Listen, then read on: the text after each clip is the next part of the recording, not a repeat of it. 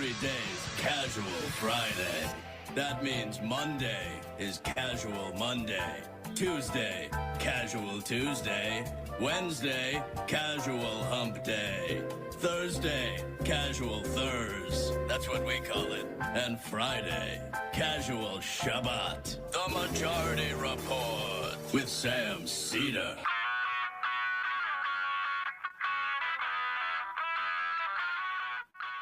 It is Friday, May 13th. Friday the 13th, 2022. My name is Sam Seder. This is the 5-time award-winning Majority Report. We are broadcasting live steps from the industrially ravaged Gowanus Canal in the heartland of America, downtown Brooklyn, USA. On the program today, it's Casual Friday, ladies and gentlemen. Casual Friday before our big live show in Boston.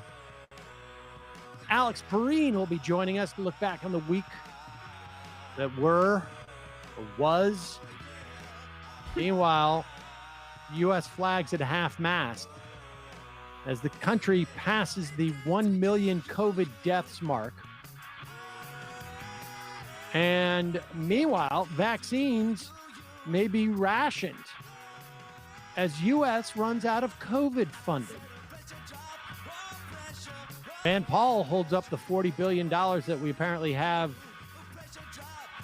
to provide Ukraine to buy more weapons. This as Finland's leaders seek to join NATO. Sweden expected to follow. Sam Alito apparently mum on court relations as Louisiana retreats on murder penalties for women who get abortions. And I should say they retreat as for now. Missouri about to pass a law which bars pharmacists from saying ivermectin doesn't work for COVID and to other such fun things. Cancel culture. Yeah. New report, Trump administration and meat processing companies knew they were endangering their workers during COVID. California's minimum wage will be rising to $15.50, triggered by inflation. Meanwhile, in that same state, a Trump-appointed judge says California cannot prohibit semi-automatic gun ownership from teens. January 6th committee subpoenas Minority Leader McCarthy and other Republican lawmakers. The Biden administration rolls out a plan to increase baby formula production. And lastly, Elon Musk, now in project back out of the Twitter deal, seems to have launched. Hold your horses, everybody. Elon Musk may have found out that Twitter is not quite what he's pretended it is. All this and more on today's Majority Report. Welcome, ladies and gentlemen. Friday, Casual Friday. As you can see, I'm wearing a soft collared shirt. I just got an IM that's saying, if it's such a casual Friday, why don't you loosen up one more button, eh, Sam? And that one would be just a bridge too far. I've got two buttons. I got two buttons undone, and that's about as far as I go because this is a family show. So I wouldn't want to do that. Emma Vigeland there also with her two buttons. She had to double check. Three. But this is kind of just the style of the shirt. Wait, women's buttons are more. There's more buttons. You have more buttons. I have more buttons, yes. And I do not have a collar. So the third button acts as a collar. And now we're kind of at status quo. That's how it works. There it is, folks. Not only do we give you on a daily basis great interviews and commentary and analysis of some of the news stories, but also fashion tips. Whew. Yeah, that's... You can't do all of them great, I should just say. That's something I've always struggled with, fashion stuff. That's not for me. That's not for me. That's one of the reasons why you're here, because I didn't need to be, I don't want to. If you look around the room, You did not want to be intimidated. Right. You look around the room. There's nobody here. I mean, look at Matt. Adidas sweatpants on and Target Goodfellow brand T-shirt. So, yeah. So Whoa. in other words, Matt's getting ready for a night out on the town. No one's impressed. No one's impressed by my form-fitting green sweatpants that I'm wearing. Well, if they're form-fitting, I My mean, legs you're look already like, a step up. Pistons over here. We are headed to Boston tomorrow. Well, I think we're all heading tomorrow for the big live show in Boston at 2 p.m. If you're a Celtics fan, we will be wrapping up probably just after tip-off, so you can still watch the game. No problem. Are you trying to jinx the Celtics? Well, I'm just saying, there's a good shot. I think this is going 7. We'll see. But tickets are still available. You're not going to want to miss this show. We're pretty excited. We got special guests. We got Natalie Scher. We've got Ted Leo doing some tunes. He's assembled a great super group, Boston super group. This is like the super sessions. This is like when Al Cooper and Bloomfield got together. Oh, yeah. Yeah. And I was gonna say that's kind of like what was the song The Highwayman, who like when Johnny Cash Waylon Jennings, Chris Christopherson, right, Sure. but they had their group anyway, whatever. And we have folks from Extinction Rebellion coming to the show, and of course they called them. Yeah, go on. You'll see a ton of Majority Report listeners and folks. So definitely, if you are interested in coming, check it out at MajorityLive.com. MajorityLive.com, and you can get your tickets that way. A lot of things to get to.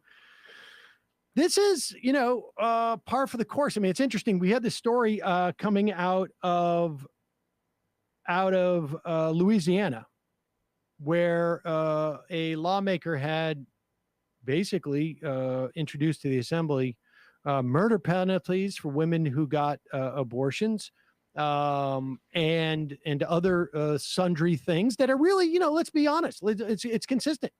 I mean, if the argument is right that this is, and there's other going to be issues that it seems to me going to be raised. Like if you can commit murder against a person, right? Like we don't, there's no murder charges for killing life. There are no murder charges for killing, plants and frankly, I don't even know if we have murder charges for killing animals. I mean, you can get, cruelty to animals, I think, that are born. But the issue is that this is a person that you're killing, right? It's an unborn baby, whatever that means. And it would be consistent at that point to arrest everybody who is involved in that killing. So like arrest women who have abortions, arrest doctors, arrest all the people who aid and abet. I mean, if and arrest them. Why wouldn't you? And of course, the reason why you wouldn't do that is because these people know it is bat crap crazy to do this. They don't want people thinking about the implications and really the definitions that they're espousing. That is why you're hearing when we have the vote the other day in the Senate to protect women, you heard Republicans talking about this bill isn't the status quo. They're pretending as if it post-born abortions, which also do not exist. That is murder because that's a person. They have been born. And the amazing thing about all of this is we are watching the Republicans and the conservatives in this country have to pretend that taking away the right for people to have an abortion is not taking away the right for people to have an abortion, that it really is meaningless.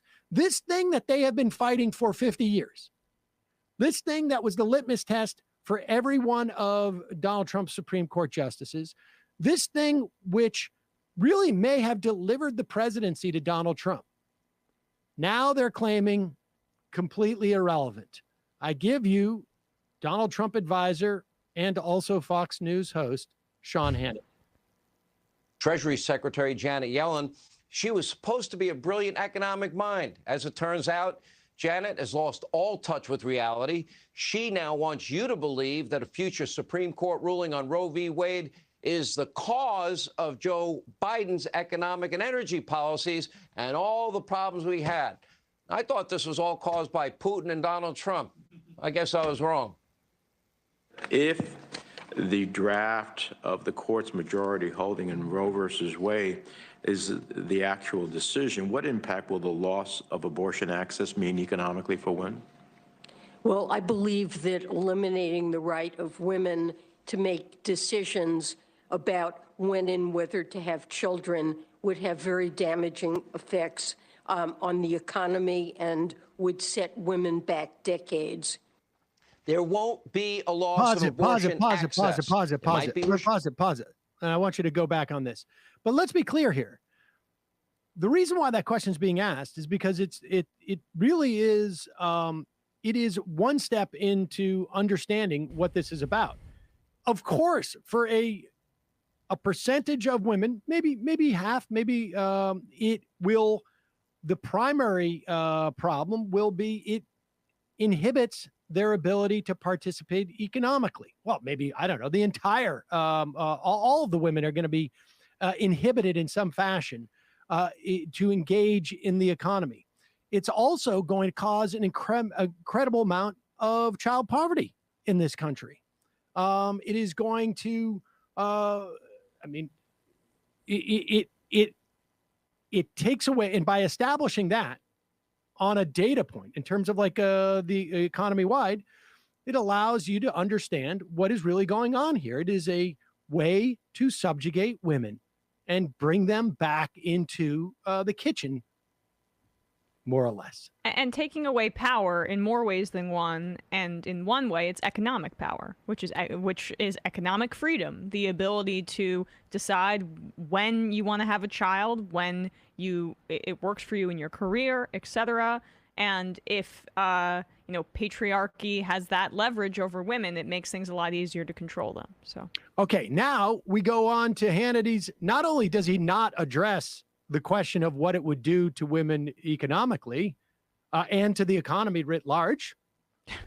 Like I say, women are more or less half the economy, more or less, maybe a little bit less because of the way that we structure things. But here is Hannity now denying that Roe v. Wade means anything anyways. There won't be a loss of abortion access. There might be restrictions in some states, but there's going to be plenty of opportunities for everyone that wants one. What? What? Abortions for all who want it, except not. Yeah, like it's just so stunning to me that they. It's the only argument they have, though. And Yep. you can talk about this with Pareene, but there's that study that's like, people don't believe when pollsters go say, hey, Republicans want to do this. Do you approve it or not? And people don't believe that Republicans actually want to do that stuff. It's just a disbelief. They don't want to, right? I mean, they don't want to actually grapple with the fact that this party is filled with fundamentalists and theocrats, and the only way to make it palatable for people is to downplay the effects. And that's where you get the Trump derangement syndrome. 100%, right? Liberals are hysterical and annoying. It's so annoying when they bring up these injustices and how rights are going to be taken away. Like, this kind of rhetoric numbs you to fundamental shifts in human rights, because if you blink, then they're already gone, and Hannity wants you to blink for a long period of time.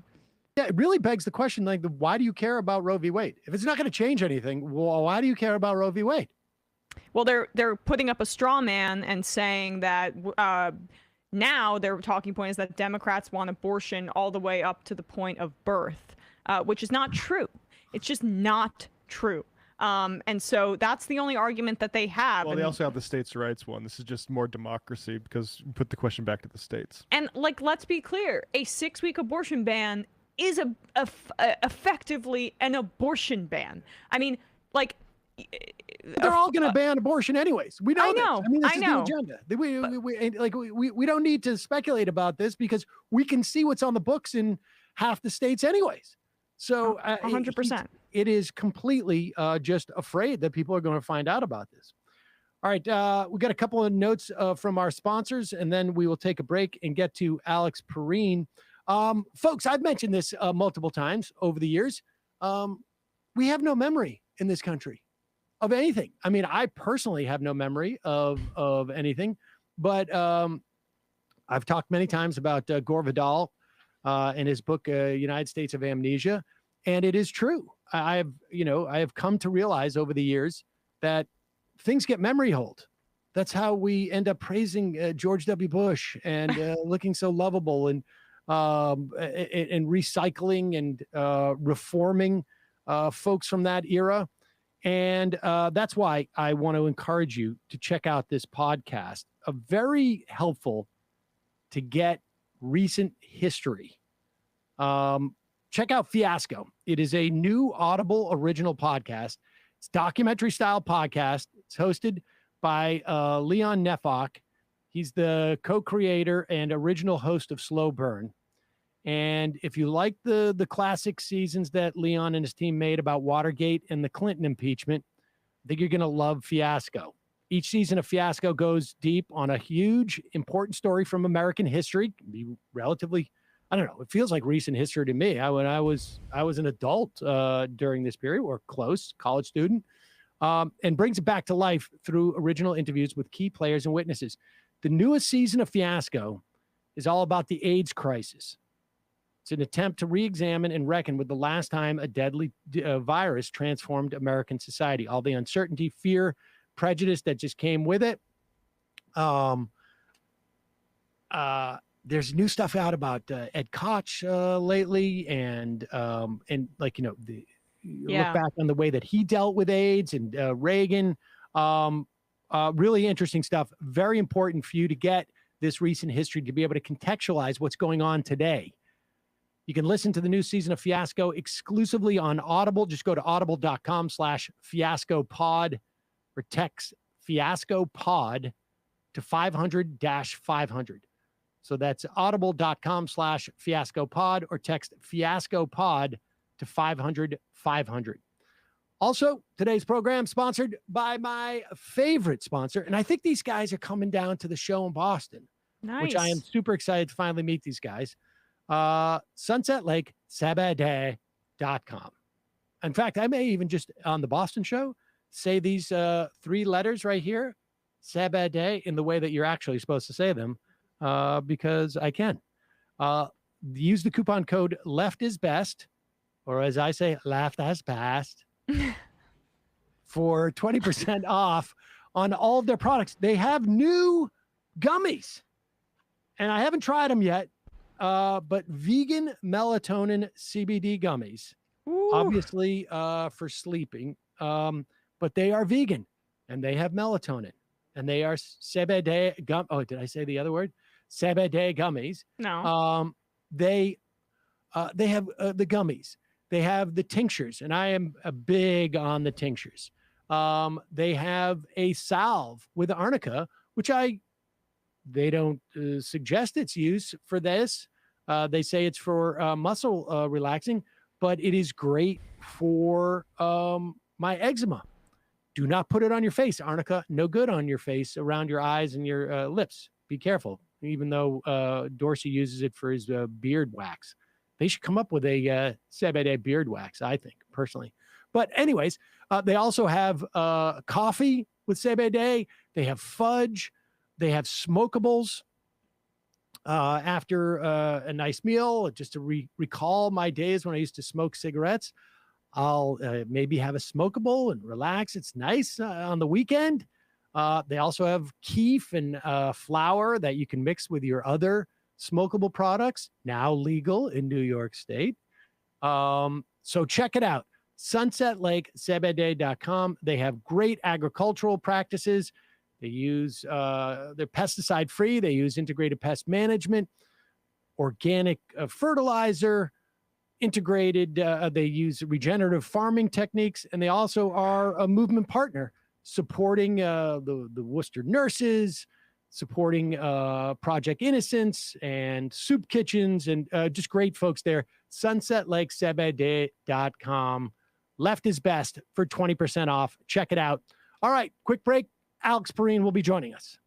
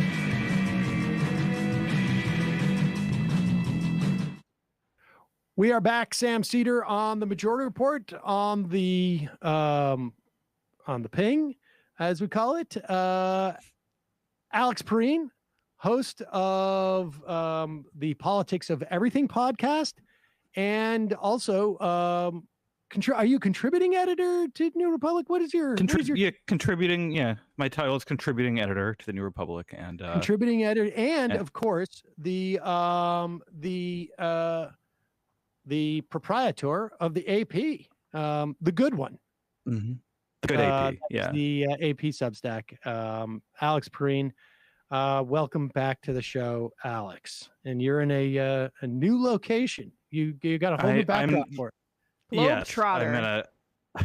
I'm in an entirely new location. Yes, this is a temporary rental with really crappy internet, and I'm loving every minute of it. But hello, Emma. Hello. Hello, Alex. Good to see you. Excellent. Well, all right, let's start with this. I just played a clip of Sean Hannity, who was mocking Janet Yellen for talking about the economic impact of Roe v. Wade. Obviously, it's going to limit women's ability to pursue careers in some instances. It is going to put a lot of kids into poverty. It is going to and we will see that on a macro level. But then the other thing that Hannity says is that, and like, Roe v. Wade's not gonna ban abortion. It's like pretending like it's gonna have no impact. What's going on? Because he's not the only person to do this. Yeah, what's going on is, and I actually, I just, in a collaboration with my friend Libby Watson, who writes the newsletter Sick Note, we just interviewed someone who recently went to go work for an abortion provider. That's not up yet, but it'll be up in my newsletter later today. And what's going on is that because the consequences of this will be, I think, fairly dire for a lot of people, unequally felt. It's sort of dependent on people like Hannity to just straight up deny reality, with the hope that the majority of his audience will not experience the bad things to come. And the cable news' audience is pretty old. Right. Fox News' audience is pretty old. And I would imagine demographically, they also are more likely to be fairly well off. So even if they do reside in these conservative places where the Roe v. Wade ending will have immediate consequences, even if they reside in those places, there's not the demographic that will bear the burden of what is to come immediately. And so you can just lie to them. You can just lie to them. Yeah, there's also this conservative impulse, I think, that is, it's easy for hosts like Hannity to feed into it, and it's to decry the radical left as hysterical and as over-emotional. Think of Trump derangement syndrome. Everything has a problem, right? Not, there's this impulse, I think, from a conservative audience's standpoint, to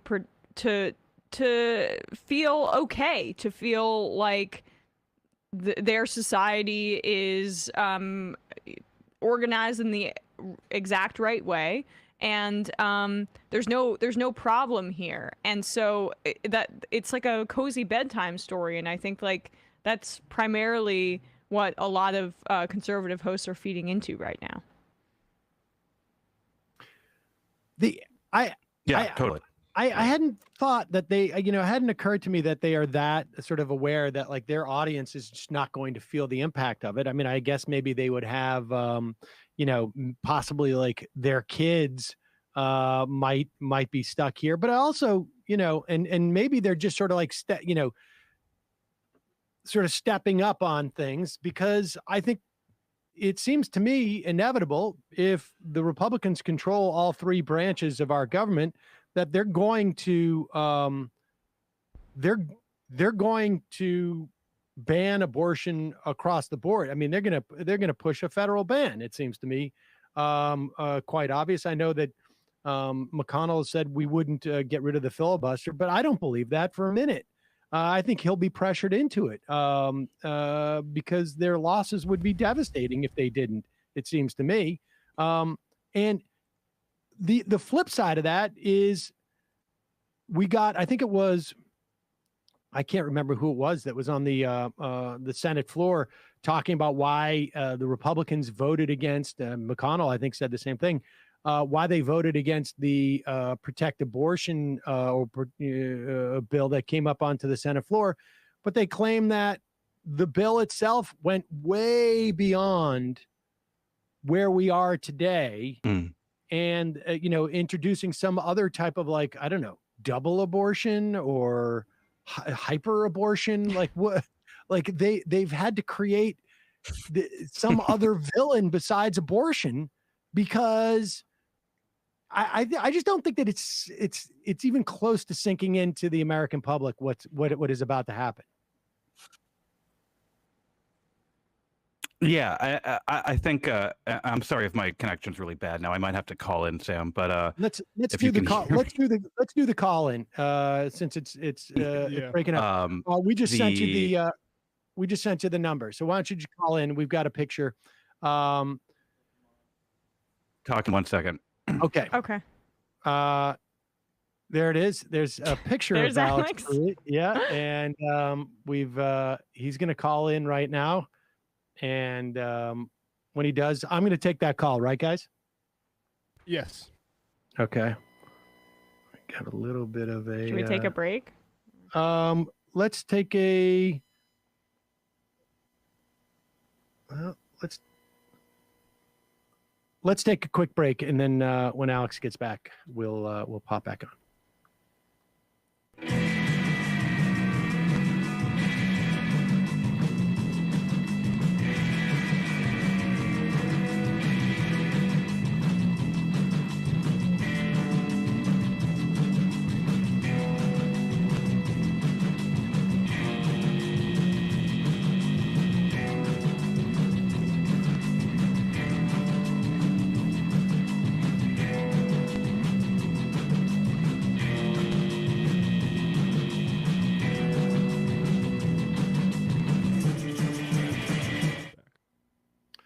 All right, so we're back. Alex Pareene now has just been reduced to a photograph and a voice.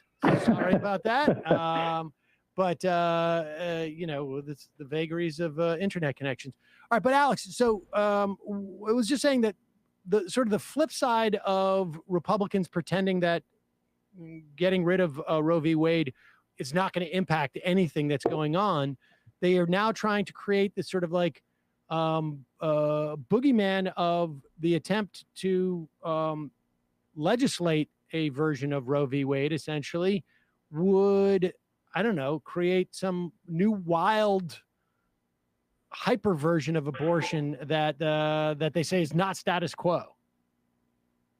Yeah, and I mean it's kind of a funny. It's not. I mean, it's not funny, but the move they did was they have been restricting it in these ways for so long that they can say establishing through legislation an unrestricted right to abortion would, well, that's not the status quo because we've done all these things in all these areas and all these states and all these regions where access is restricted in all these ways. But I mean, they can't quite come up with, I don't think, a coherent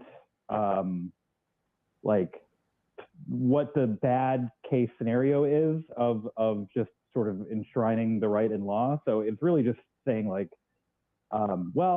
as you say, it would just be extra. It would be abortion plus. It would just be extra abortion if we did this, because they don't actually have a coherent justification. They don't seem to be almost like mentally prepared for this moment. And they don't seem to have a coherent plan on how to address it. Well, the funny thing is that's true on both sides, isn't it? Right. Yes. And I think a lot of left of center observers and legal experts could have told you this was coming. And yet, the White House didn't seem to have anything ready, and Democrats in Congress kind of scrambled on this, but Republicans are, it's an overused cliche, but a lot of them are, the dogs who caught the car here. Right. And I think a lot of them are basically in the same position as John Roberts right now, right? That's what's happening here is that John Roberts has trying to pump the brakes. But then the people, the actual people in charge are like, oh, we have enough power to do this now, so we're just going to do it. And it feels like this is just, once they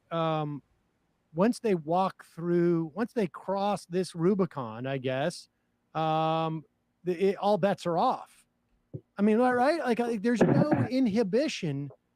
There's no inhibition once they get rid of a 50-year right, which I think is really, honestly, is unprecedented. I mean, we've had like sort of, we've had some rollbacks when you look at like things like Reconstruction and whatnot, but there were loopholes built into that. And this is just a wholesale reversal of an individual right that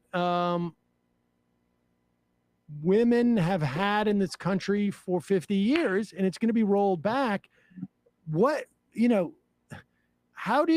There's no, once they've done that, there doesn't seem to be any limiting principle on anything that they want to roll back. Marriage equality. Yeah. And I don't know, the right to be gay. Anything. And I think Alito, assuming his draft opinion resembles the final thing, Alito was hinting at all of that. And I wrote last week about how one of the things hobbling the Democratic Party is that it's led by institutionalists who essentially believe in the legitimacy of these institutions, like the Supreme Court and like the U.S. Senate. And people with that mindset, I think, in this era, just can't actually accept reality. They can't accept the reality that these rights are not just like under threat, but like they could disappear in a week. There's just nothing stopping that from happening. And so I think because I think a lot of these older political leaders have this fundamental belief that everything will just work out fine over the long term. They actually they're not prepared whatsoever for the reality you describe, in which a hardcore right-wing majority on the court can roll back not just Roe v. Wade, but anything they want. And they want to roll back a lot. I mean, even enough to the fact that they don't discipline their own members enough to not be anti-abortion. I mean, like, maybe this is an easy way to talk about Pelosi and Henry Cuellar. Let's play this clip. I mean, this is I understand what's going on here, but it just seems to be absolutely wrong. And we should just say Nancy Pelosi is not the only member of the Democratic leadership. Clyburn, they're all on board with not just endorsing the reelection of Cuellar, but they're providing money and funds. And remember, this is not just that he's not anti-abortion. These guys being investigated by the FBI. So there's a lot of outs here for them. But here's Nancy Pelosi at a press conference. Why you're supporting Henry Cuellar in his Texas runoff. You've long maintained that House members should have the highest ethical standards, but he had his house, as you know, raided by the FBI just several weeks ago. Well, let me just thank you for the question. I'm supporting Henry Cuellar. He's a valued member of our caucus. The FBI has said he is not under investigation, and so it's up to his constituents to make the decision to send him to Congress. I thought you were going to take it to choice or something. He is not pro-choice, but we didn't need him. We passed the bill with what we had. And by the way, this is... I mean, when she says he's not under target of federal investigation, that's what his attorney told CBS News a few weeks ago. So, I mean, I don't... Not sure if that's the case, but that's according to his attorney that she said, claiming that. But let's talk about his position on abortion, because I mean, I get what she's saying here. We don't need his vote for this, and we need him to maintain the majority because maybe she thinks that Jennifer Cisneros can't win in that district. Jessica, yeah. Jessica, excuse me. Cisneros can't win in that district. But isn't there like just a fundamental, and I don't know, I guess that's debatable, But isn't there just a fundamental misunderstanding of like how it is impossible to message what should be, you know, right now a huge opportunity for Democrats to save, you know, their November from being a total disaster? Yeah, absolutely. And I think there is, so, you know, we've seen over the last few years the difficulty Democrats have had just sort of painting the Republicans and conservatives as extremists in a way that sticks with voters. And I think I literally just saw some poll that was like, people think that, you know, Democrats have gotten more extreme than Republicans or something like that. But like, one of the issues is that they, you know, Pelosi, in order to maintain her majority, is like, all right, turns out being anti-abortion is okay in certain circumstances. And, you know, we'll also, you know, go on a panel and be like, what we need is a strong and reasonable Republican Party back. And it's just, it's incoherent because Americans are, I mean, you saw the dive bomb the Supreme Court took in its own polling of its own legitimacy. But I don't know how you can capitalize on that. I mean, how can you capitalize on that if you are not, at the very least, saying Cuellar, you know, not going to bat for it, right? Like, I think that would be the line to actually straddle here. If you believed, as I'm sure Pelosi believes, that Cuellar is more electable than Cisneros. But you don't have to go to bat for it. That's where it seems to me that they're just completely getting in their own way. Absolutely. I mean, what position would you have to not be eligible for support from Democratic leadership? What position would you have to have? Honestly, like, I mean, because like, I mean, I would want, I can't come up with one.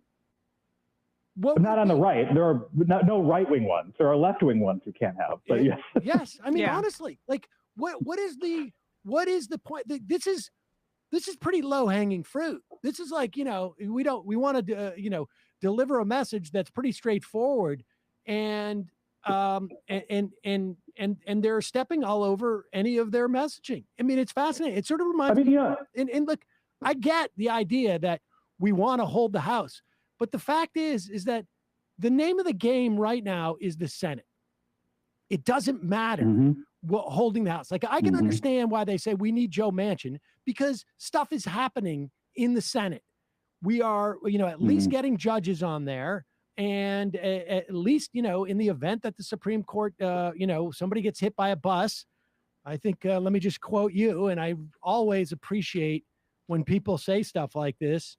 The commitment to our existing institutions means they can't credibly claim to have an answer to this moment. Quote, give us another majority and hope Clarence Thomas dies is a best case scenario, but not exactly a sales pitch. But, you know, I mean, at the very least, there's an opportunity. That's why the Senate is the whole game. The House isn't doing anything now. And it's like, I understand that Nancy Pelosi still wants to be leader, but you're stepping all over the ability for the Democrats long-term to do anything. And look, this is what seeing your job as incumbency protection gets you, because you absolutely do not actually end up working for the best interests of your party. You end up working for the best interests of your individual members. And that can be very different. That can be a very different thing. And I think one of the really frustrating things about the Democrats, and especially it's so funny. This is always a criticism from the left. It's always a criticism from the left, from people who are like, I hate the Democrats.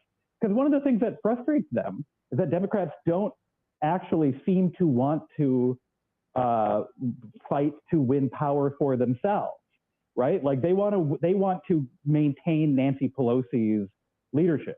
They want to maintain Cuellar's seat. They do not want to advance the interests of what is called the Democratic Party. At least that's how it seems to a lot of people. And it's like the longer you pay attention to this stuff, the weirder and more frustrating that is. It is the closest thing I can analogize it to is the Red Sox prior to 2004. Like, they were so interested in we just need to make it to the playoffs. And so they would have a team that they knew could not win in the playoffs, but they just needed to get there essentially. The Minnesota Vikings too. And so they would they would never take the risk associated with or make the investment that's associated with actually winning in a big way. So Nancy Pelosi is sitting there looking at the numbers and going, okay, the way that we can hold the House is, one seat is going to make a big difference, and it very well may. And the calculation is that Jessica Cisneros could not win, but I'm sorry, you're hurting every other person. And frankly, running. the calculation and the initial premise is wrong, because even if they want to quibble with the FBI investigate, he was still raided by the FBI. He was still. You think in a general election that's not going to be used against him? I mean, come on. And it's the other part of that too, is the common moderate Democrat candidate or congressperson thing of like running off to give an interview to Politico saying, our party, the party I belong to, the party that I am running on the ballot line of, is out of control on these left-wing defund the police stuff. Which is it's like, just in terms of game theory, it's like each one of these Congress people and candidates is allowed to hurt the party's brand as a whole in service of their own election by defining themselves as against the party. Right. And in the aggregate, what does that do? It just drives home this idea that the Democratic Party is extreme left-wing, out of touch. It's completely insane, but it's like not only allowed, it seems to be like an official position that you are allowed to take. And it as you say, like, if you look at it from the perspective of each individual race, yeah, it makes sense for each individual candidate to define themselves in contrast to their party. And then when all of them do it, well, suddenly, why would anyone want the Democrats to be in charge of anything? And the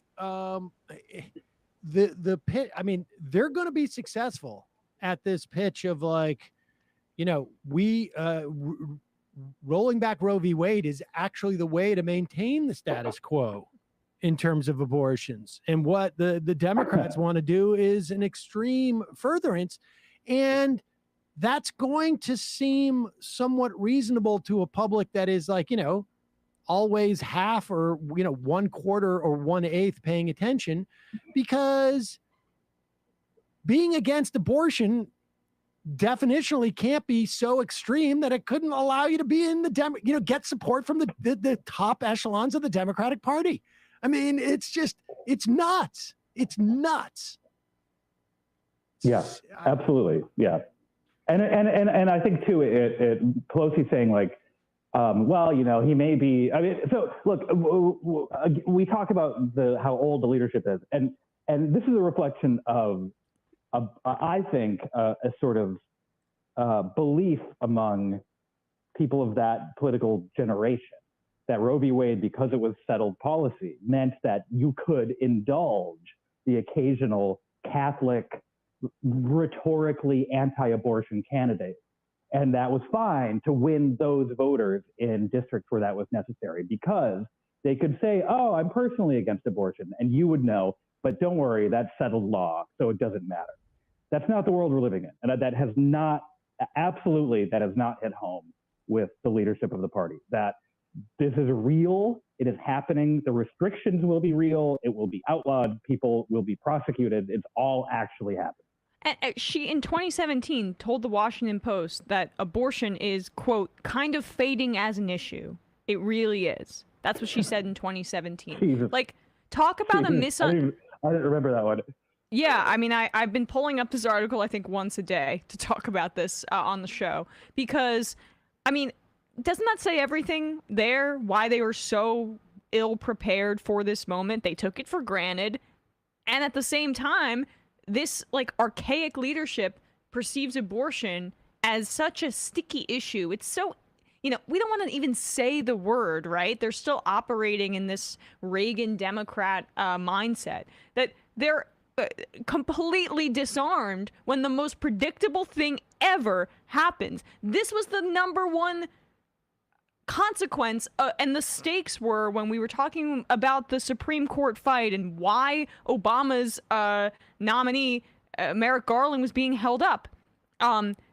This was what we were fearful of, the consequences of this. And yet there's still, I mean, around that same time, that's 2017. She's making this, I mean, it was right after that. She's making this case. It's unbelievable. They don't take the right seriously. I mean, they don't, like, they just do not believe, because the Republicans that they interact with are of the suit-wearing professional types, and the suit-wearing professional types are the real psychos, frankly. But they don't take them seriously. They don't think they mean what they say. They literally don't think they mean what they say, because if they meant what they said, then we'd be in really bad trouble. And we can't be in bad trouble, because then we would have to do something. Yeah. This it is. I don't know. Maybe it makes more sense in this other circumstance, but we had a similar sort of dynamic. I was listening to Biden gave, I guess, prepared remarks to an international summit on COVID, fighting COVID. And he's saying, like, now is the time to, do something. And we're at the precipice and things could get much worse, and on and on. All things I agree with. But it's as if he wasn't aware that 2 days earlier, he had told the Senate, decouple the Ukraine aid from passing COVID funding. And now we literally are on the verge of having to ration vaccines because we don't have the money to buy. And I think there's every reason to believe right now that in the fall we could have and we may not, but there's reason certainly to believe that in the fall we could have a really disastrous situation on our hand, beyond the disaster of 1 million people dead. But I just don't understand how, like, what is the point of this? Why go in front of the international community and say we desperately need to have COVID funding when you have just basically jettisoned the way that, the way that you could have ensured that COVID funding, which is not to say that I think that we should be providing necessarily all these weapons at this point in the fight in Ukraine. But putting that aside, if you're going to, at least get the COVID funding too. Right. Yeah. Well, there's been a lot of political gamesmanship around what happens when you decouple one thing you want from another thing you want in Congress lately. And for some reason, the lessons that I thought were very obvious don't seem to have been learned. But I mean, I truly don't know. And I think it's just the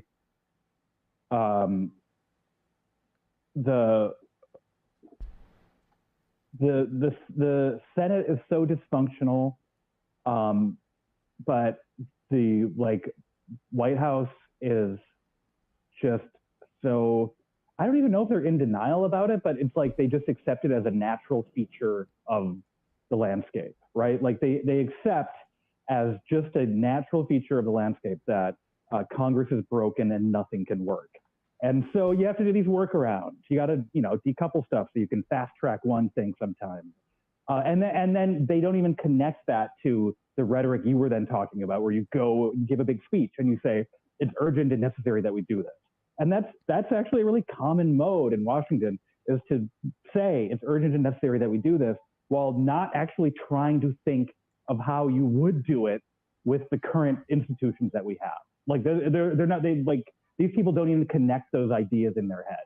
I think that's and so, you know, like it's easier to imagine like it's easier to imagine your speech like unlocking the compassion of the world than it is to imagine like being able to change the way the Senate passes legislation. It's terrifying, and then, you know, and despite all this, and you know, I think the chances of the Democrats retaining the House just seem to be, you know, I don't want to say zero, but pretty close.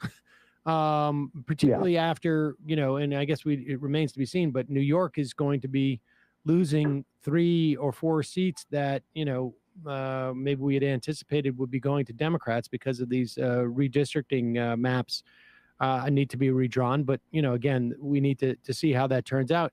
I do think that there's a decent chance of retaining the Senate, though, oddly enough. You know, I mean, I think Pennsylvania's, you know, looking pretty good, maybe. I think there's a chance in Ohio. I think, you know, the Roe v. Wade thing should help in New Hampshire. And frankly, in Arizona and North Carolina seems to be maybe. I mean, but it is stunning to see and I want to believe that they're waiting for the decision to come down in June, but deep down I realize it's just complete, total wishful thinking. And I can't tell if part of the problem is that, you know, I don't know if Joe Biden is actually shaking hands with people who are not there. My guess is that he's not. But I also don't think that he's like ever been a guy who has a vision, right? I mean, he didn't even run on a vision. He ran on, I mean, I think he had good proposal, you know, some good policies, which he adopted from the Sanders wing of the party, which he is yet to actually carry out. But he doesn't have you know, he's not directing the messaging, and he's not even modeling what the messaging should be. It feels like there is no party apparatus except for, you know, when it comes to Henry Cuellar. Yeah. No, I think you're right. And this is actually, I think you're completely right. And like, Joe Biden is a transactional politician. You know, he's never even really, you know, he's been called, you know, he's been associated with the New Democrats. He's been associated with that side of the party, but he's really just always just been a purely go with the flow, transactional retail guy. He's a retail politics guy. I think that it's wild that there is no national messaging that is getting through to anyone about really anything. There's no narrative. I think that you could be running on blaming inflation on corporate greed, and I'm just saying like things you could be doing that would just be effective, not even just like the like having to make complicated arguments to people, but like, you know, no one's talking about rent. No one's talking about, you know, they talk about gas prices, but not rent, which I always find insane considering how many millions of Americans are renters now. And it's again, because they are all from an age when that wasn't true, before the financial crisis. And obviously like Roe v. Wade, like they are not willing to say what will happen when that decision goes down. I think maybe they haven't grappled with it themselves, but I think there are a lot of really obvious cases they could be making that they're not. And a part of the reason for that is because, as you say, the most important campaign they're engaged in right now is a national campaign to make sure that progressive challengers don't win primaries, which is insane behavior. It's crazy. And I mean, you know, again, so much of this comes back and people are like, well, it's not, why are you talking about Nancy Pelosi being old? It's not so much that her age is old. It is her politics are completely out of touch because she's from a generation. And I'm not saying, it's not an age cohort. Obviously, there are people in her generation, but the politics she learned are just, it's literally like as if it was in a different language. I want to be clear, generations are a made up thing. Generations are a made up thing. But people grow up within particular contexts, within particular material contexts that inform their worldview. That's very basic, and that's why this stuff matters more than just making fun of someone for being old. And it doesn't feel like at this juncture there's much that we can do other than hope that there's some important primaries in Pennsylvania. We lost one on the progressive end in Ohio. But it's really just on some level, adding more progressives, and just also, I think it's, again, it's generational on some level, because I think that even some of the so-called moderates, like the conservative leaning Democrats, get that you need to at least, sort of appear to be fighting for something. As opposed to these sort of small transactional, stripping women of abortion rights is horrible, but it's not so horrible that if we can't get, somebody who will vote for me for leadership and retain the leadership in the House, then it's not that level horrible. What? It doesn't, it just doesn't make any sense. It just seems so incoherent, and it almost inhibits. And it's, they're almost not quite shameless enough to be able to do both things in an effective manner. I think it must inhibit them too. I don't think Nancy Pelosi can get up there and say it is an incredibly extreme position in this country right now to say that women should not have the right to choose, because she knows she's literally supporting a lawmaker who believes that. Right. No, exactly. Yes. And just in the way that she says, I know we're going over this territory again, but I just want to make this clear. In the same way that she says it doesn't matter, we don't need his vote. Well, we also don't need the House's vote, because we don't have it in the Senate, right? It's like you can't. That argument goes both ways. It's either you guys believe in this or you don't. You're going to try and elect more candidates who believe in this or you don't. And it doesn't matter what the House passes. And we saw that. Yeah, no, exactly. And I mean, Pelosi's been at this for a long time. And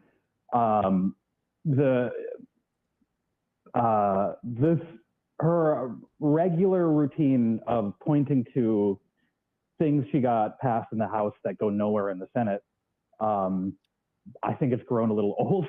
Well, that's the thing. Because at some point you have to articulate.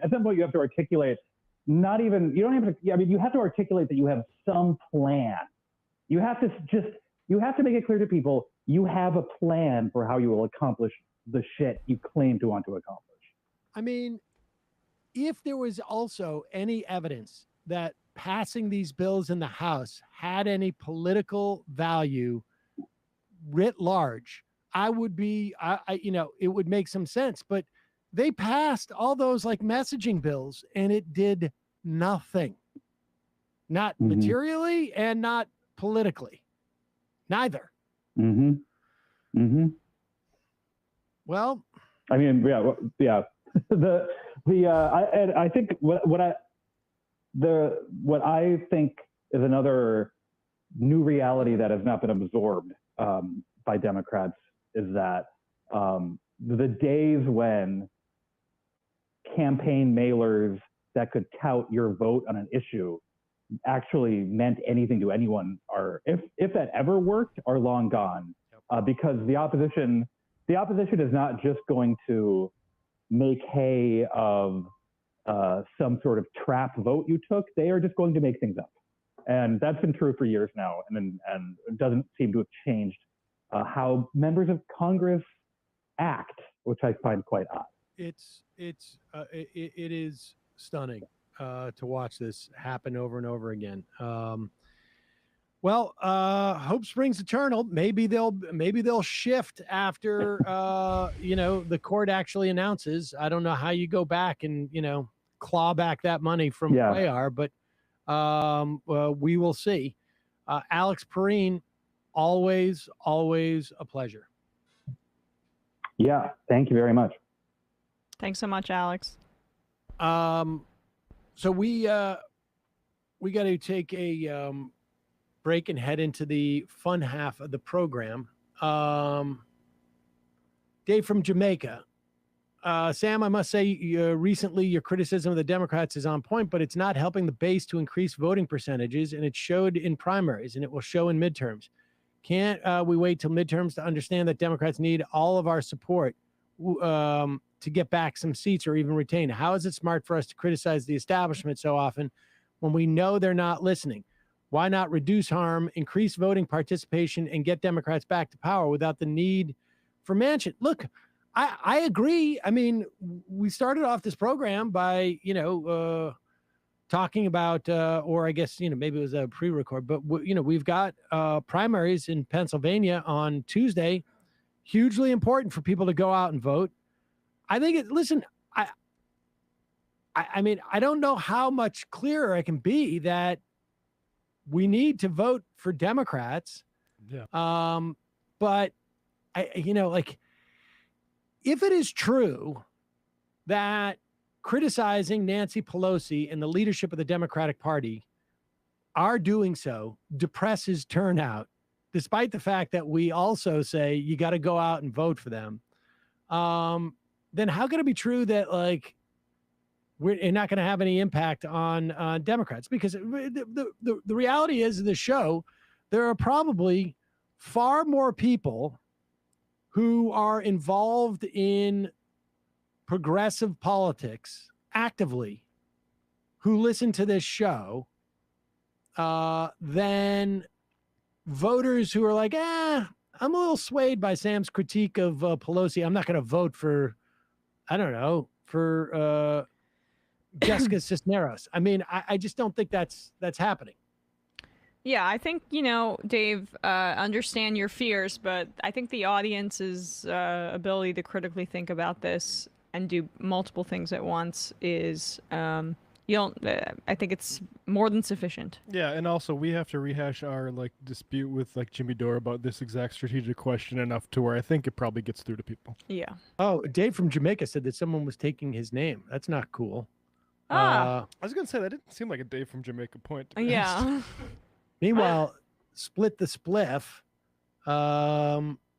please explain your hypocrisy on complaining about how the establishment Democrats act and then turn and say vote for Clinton. Oh, I can do that very easily. Let me explain that. Oh, my God. You have a limited brain capacity. So what appears to be hypocrisy, you don't know what hypocrisy means, because critiquing the Democratic establishment and then voting for them in the general election is not hypocritical. That's not what that word means. Not remotely. So that's my explanation. People like you that, don't they think they're gonna get to the pearly gates and God is gonna look down you did this amount of voting for this evil party. That's not what voting is. You're childish about voting, and I don't know. I mean, there's so much of this dumb sentiment that I think the GOP must actively be subsidizing it somehow. Yeah. Oh my God, they should be. Let's also, folks, when we go to the fun half, I've gotten a bunch of different questions about this. There are multiple ways for you to. First of all, if you're watching live, the fun half will populate in the YouTube live stream automatically. In addition, if you have autoplay on, right? If you have autoplay on. If it does not, then you can go into the description of the free show, and we have a link to the Fun Half Show live, and you click on it, and you can get there. If you watch the show after on YouTube, and you are a member, you go to majority.fm. You find that day's show. Today is Friday, for instance, or you could go back to Monday. Well, you go back even before then. Find that day's member post, and there will be a link to the Fun Half Show. And if you're watching on your Roku YouTube app on your TV, let's say, it's a little bit it's a little bit janky, and we've got to fix this, and we're working on it. But what you need to do is just go onto your computer first, log into a member as majority.fm, click on that link that I just talked about, or your phone, right? Or you could do this on your phone, and it comes up in your YouTube app, and then it's in your history. Yes, and then when it comes up on your YouTube app, it's in your history, and then as long as you're logged in, and you will be able to find it on your TV. Yeah. So there it is. Those are the ways to get it. We've got other things in the works, and we're still working on that. But the bottom line is, if you want to be a member and watch the Fun App, join the MajorityReport.com. It is your support that makes our show possible more and more. Tricky days, but we had some advertising issues. We've got, I think, we're going through like sort of the secular YouTube waning, because people are just not that into politics at the moment. But for people who, casual watchers, but you can support this show by going to jointhemajorityreport.com. When you do, you allow this show to survive and thrive, and you get the free half free of commercials, and then you get the fun half. Yeah, you don't have Trump to get people excited about politics anymore. I know it. And of course, we've banned so many people from YouTube that we don't get the views that we used to. That's true. Censoring people, clicks on us. We're being shadow banned. Yeah, censorship versus profits is a really tough dilemma for us. Yeah. Matt, what's happening in the Matt Leckian media universe? Oh yeah, check out our discussion with Nick Bolin on the unanimously voted to unionize Starbucks workers in Denver, and also we'll have a think tank for patrons this weekend. Patreon.com/leftreckoning. Oh, folks, somebody just asked me too. How do I view or listen to the Brooklyn show? And that is also log in. You can search it on the app if you want to listen to the audio of it. And we have that link in the do we have the link, Bradley, in the member post for that, the video link? I will double check, but I believe so, yes. You mean the old live show? Yeah, the March 26th. The Brooklyn live show, yeah. Now, we're not going to be live streaming the Boston show because we can't, because the Wilbur has, I guess, Tim Pool quality internet connection. So we can't live stream from there. But we will record it, and I'm not sure exactly what we're going to do with that. We will see. We will see. Yes. All right. 646-257-3920 is the number. We're going to head into the fun half of the program, and we will see you there. Oh, don't forget, justcoffee.coop, fair trade coffee, tea, or chocolate. Use the coupon code majority, get 10% off. Get some of that MR blend. Check it out. You will not be disappointed with their coffee. All right. See you in the fun half. 3 months from now, 6 months from now, 9 months from now. And I don't think it's going to be the same as it looks like in 6 months from now. And I don't know if it's necessarily going to be better 6 months from now than it is 3 months from now. But I think around 18 months out, we're going to look back and go like, wow. What? What is that going on? It's nuts. Wait a second. Hold on for a second. Emma, welcome to the program. Hey. Matt. What is up, everyone? Nomi Keene. You did it. Let's go, Brandon. Let's go, Brandon. Bradley, you want to say hello?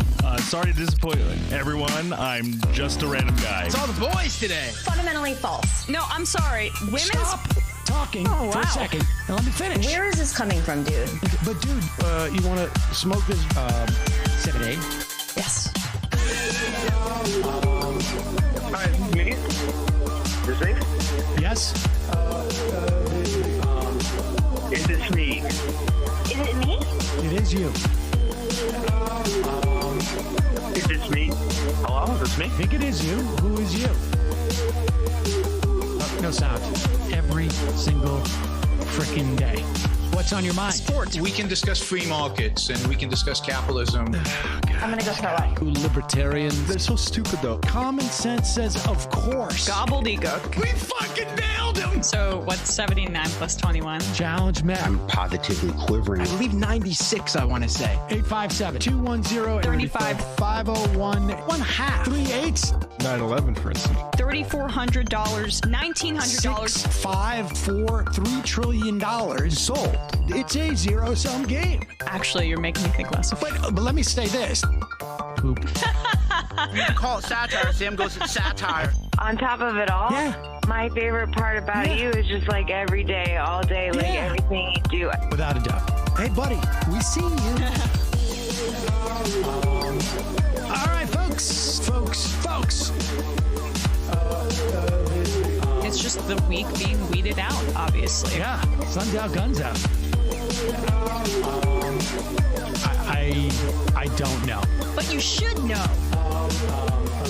People just don't like to entertain ideas anymore. I have a question. Who cares? Our chat is enabled, folks. I love it. I do love that. Look, gotta jump. Gotta be quick. I gotta jump. I'm losing it, bro. 2 o'clock. We're already late, and the guy's being a dick. So screw him.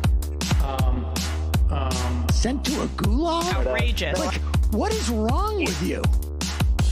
Love you, bye. Love you. Bye-bye.